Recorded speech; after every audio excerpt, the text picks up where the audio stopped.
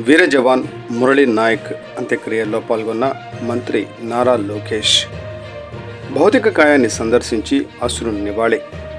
పార్థివ దేహం వద్ద అంజలి ఘటించి సెల్యూట్ చేసిన మంత్రి లోకేష్.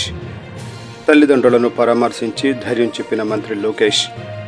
పార్థివ దేహాన్ని స్వయంగా మోసిన మంత్రి లోకేష్. అధికార లాంఛనాల మధ్య మురళీ నాయక్ అంత్యక్రియలు పూర్తి. దుగ్గి నాగేశ్వరరావు, టుడే టీవీ ప్రతినిధి.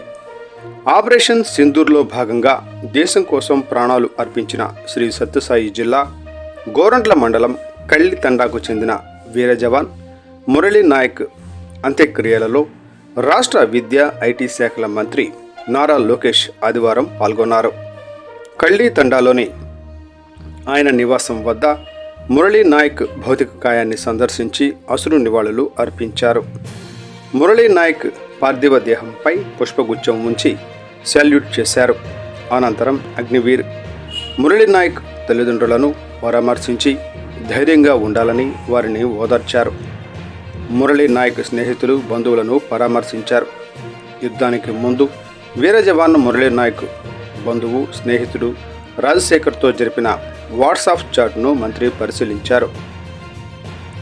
మురళీ నాయక్ జ్ఞాపకాలను ఈ సందర్భంగా బంధువులు పంచుకున్నారు.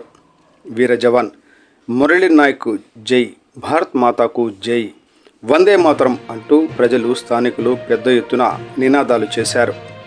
అగ్నివీర్ మురళీ నాయక్ భౌతిక కాయానికి నివాళులు అర్పించి అంత్యక్రియల్లో పాల్గొనేందుకు భారీ సంఖ్యలో ప్రజలు తరలివచ్చారు. అంతిమయాత్రలో విద్యా ఐటీ శాఖల మంత్రి నారా లోకేష్ మురళీ నాయక్ పార్థివ దేహాన్ని స్వయంగా మోసి ప్రభుత్వ అధికారిక లాంఛనాల మధ్య మురళీ నాయక్ వ్యవసాయ క్షేత్రంలో అంత్యక్రియలను పూర్తి చేశారు. అంతకుముందు ఉదయం నుంచి వీర జవాన్ మురళీ నాయక్ అంత్యక్రియల ఏర్పాట్లను మంత్రి లోకేష్ దగ్గరుండి పర్యవేక్షించారు.